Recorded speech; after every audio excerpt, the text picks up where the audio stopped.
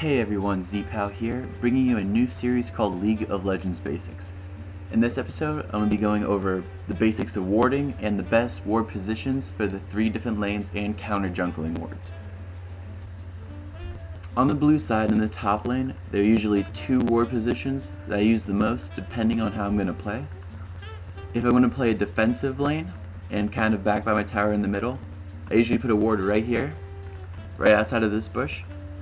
It's far out enough that I should see any junglers coming from the river here, or if I see the jungler coming out of the tri-bush and trying to swoop around for a gank. But if I'm playing an aggressive lane, I'm going to try to push him to the tower, I'm going to ward right here in the tri-bush. This is usually the best place to ward because you're going to be able to see the enemy jungler if he's coming from the top from double golems, or if he's coming from the red buff right here, or from middle right here. You'll be able to see him once he comes right into the line, into the vision right here. You'll be able to react accordingly. Next, we're in the mid lane. These ward positions are kind of the same either for blue or purple side.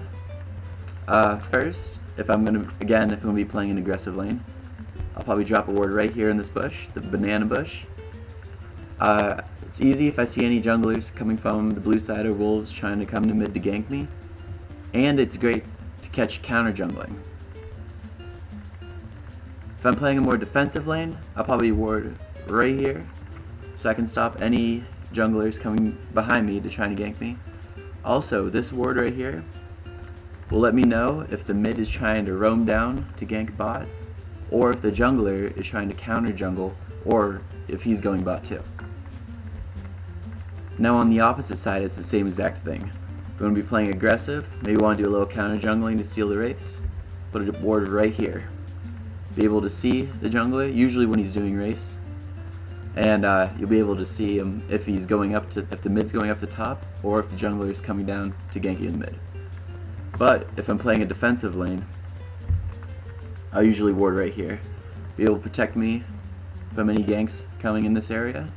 And again, it'll be able to spot the mid if he's trying to roam top, if he decides to go through the river. Alright, in the bot lane now, for warding, first you're going to have to figure out if you're going to be playing an aggressive lane, you're going to be trying to go for kills, or a defensive lane. If you're going to be playing an aggressive lane, you're going to be pushed up to the tower a lot. You'll usually want your support, or even you if you're the AD, you can buy wards too, it's not only the support's job. If you're going to be playing aggressive, you want to put a ward around Dragon. Dragon will spawn right there.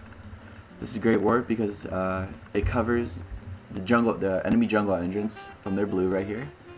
It can show any mids who will be roaming down to try to kill you, or even if they try to sneak a dragon in on you.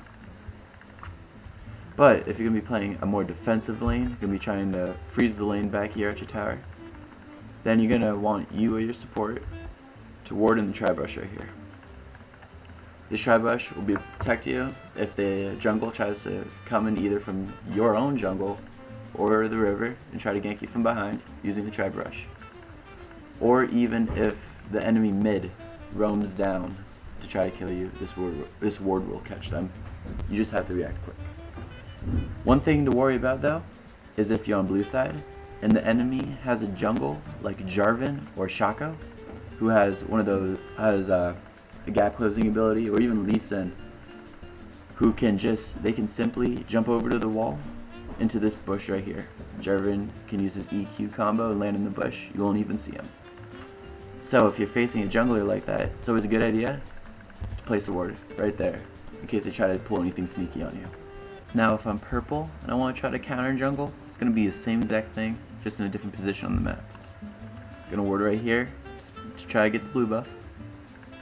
And also if I'm trying to counter jungle on the purple side, either place a ward right here or in the red bush right here. Pretty much on both sides, warding is pretty similar, just opposite from what you do.